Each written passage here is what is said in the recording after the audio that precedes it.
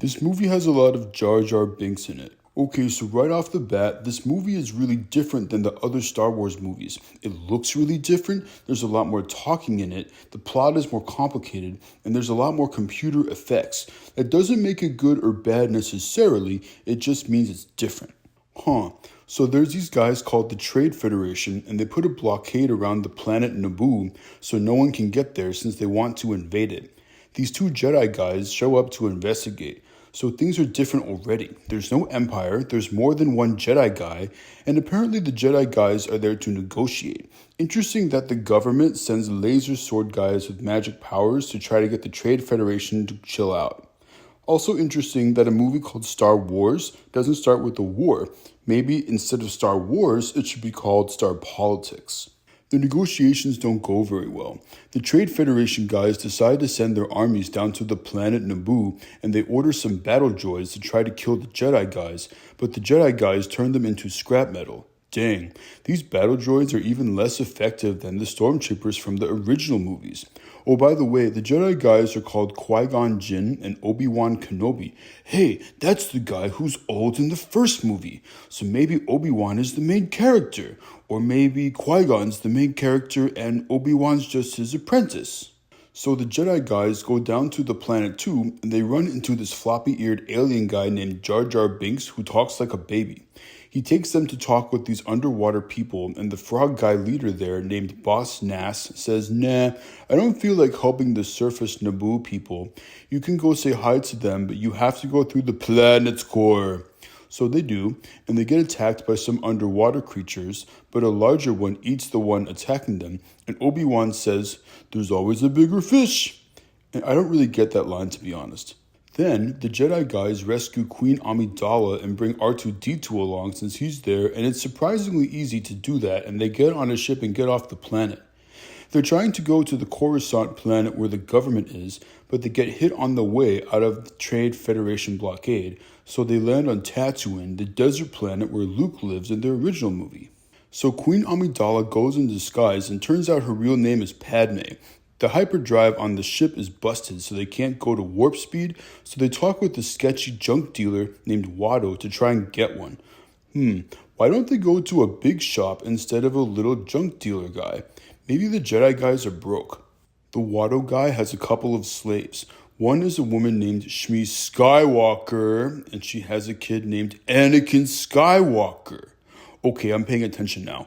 This little kid is gonna be Darth Vader. He doesn't seem like an evil guy though. He's just a little kid who's good with mechanical engineering and is not the best actor.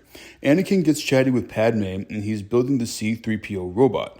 Qui-Gon is particularly interested in Anakin because he's got a lot of midichlorians, and apparently that measures how much force power you have or whatever.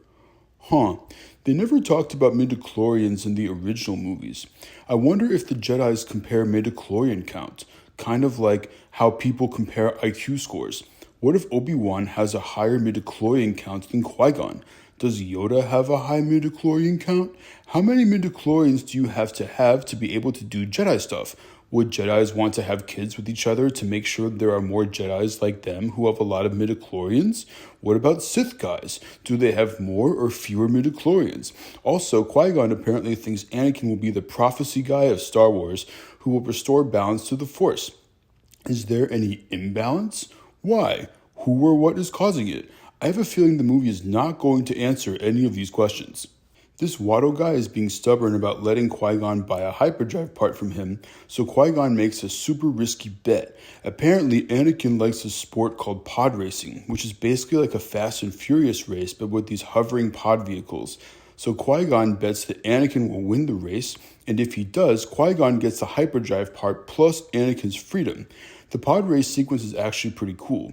Anakin beats this rival alien guy named Sebulba, and the race is exciting, and we're rooting for Anakin to win, even though he's a little kid and should not be street racing, and it's wildly irresponsible for Qui-Gon to be encouraging the kid to play a sport where he could very easily crash and die in a fiery explosion. Anyway, they fix the ship and get Anakin to tag along, but his mom has to stay on the planet. I don't get it. I guess they made it so that Jedi mind tricks don't work on Watto, but couldn't one of the Jedis use other ways? Like Qui-Gon could just demand Shmi Skywalker's release and say, "Hey buddy, slavery is bad. I got a lightsaber and you don't. What you gonna do about it?" And Watto would have to say, "Okay, fine." Right? Am I missing something? On the way back to the ship, they get attacked by a Sith guy named Darth Maul. He doesn't say anything and has no personality, but he looks evil and has cool war paint or whatever on his face. Apparently, he works for this bad guy named Darth Sidious. So the Jedi guys and droids and Anakin and Padme go to Coruscant, the government planet. Qui-Gon asks permission to train Anakin, but the Jedi Council says no since he's too old and that makes him vulnerable to the dark side. I don't get it. Don't kids have more control over their emotions as they get older? Or do the Jedi just want to get them young so they can indoctrinate them? The Jedi Order seems like a cult. Qui-Gon says, "Whatever, I'm going to train Anakin whether you council guys like it or not." Queen Amidala, or Padme, or whatever her name is, talks with the Naboo senator named Palpatine. He wants Padme to call for a vote of no confidence at their parliament or whatever to get rid of the current chancellor and have someone else take charge that will take care of the Trade Federation problem. Padme gets frustrated with the Republic moving slowly, so she decides to go back to the planet she just escaped. Huh? Wouldn't she just get captured again? Qui-Gon and Obi-Wan are sent with her to find out more about the Sith guy who attacked them. Why doesn't the council send other Jedi guys with them to help?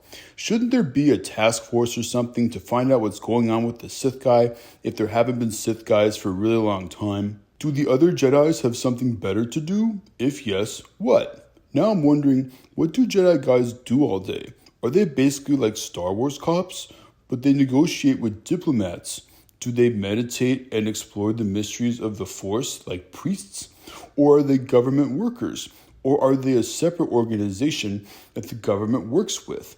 Is there any oversight of the Jedi? How do Jedis get put on the council? This movie doesn't make any sense. So they somehow get back to Naboo without any trouble, even though the blockade is still there. And Padme forms an alliance with the underwater people to help with the surface. Jar Jar Binks is made a general, and they all have a battle on the surface. Wait a minute. The underwater people can also be surface people. Do they work together? Or do the underwater people want to just stay underwater? Seems like they've got their act together, and the surface people do not, even though for some reason the surface people are the only ones in charge of getting bad guys from other planets to leave them alone. Why don't the underwater people just run everything? Why isn't Boss Nass in charge of the planet instead of Queen Amidala or Padme, whatever her name is? Seems he would do a better job, but oh wait, never mind. He made Jar Jar Binks a general for no reason, even though I don't think he has any military experience. Oy vey. Then there's a lot of fighting on land. Anakin gets in a fighter ship and accidentally blows up the bad guy ships in space, and the Jedi guys fight Darth Maul. Qui-Gon gets killed by the Sith guy, but Obi-Wan defeats Darth Maul. Then Obi-Wan agrees to train Anakin. The whole thing is messy, so the Republic throws out the Chancellor and puts Palpatine in charge instead.